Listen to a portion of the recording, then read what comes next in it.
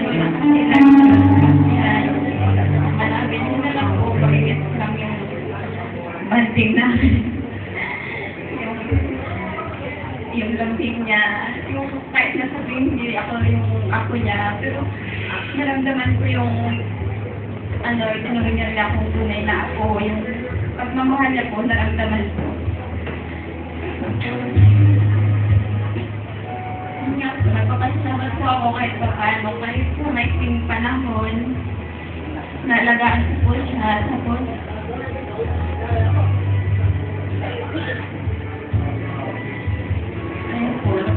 at saka lagi po siya nagpapasalamat. Sabi ko nga po, dapat po ako nagpapasalamat kahit pa paano. Hindi niya po ako tinuling na iba. Tapos, lagi niya po inaalala yung mga apo niya. Pinagmamalaki niya po yung si Eli, si kung ano po. Tapos, lahat po ng mga apo niya. Minsan nga niloloko ko kung sino yung pinakamakulit sa mga anak niya. Wala daw po.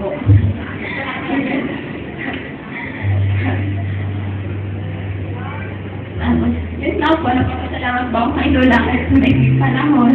Yun. Naging masaya pero pagsasama namin kasi lang kami gusto lang yung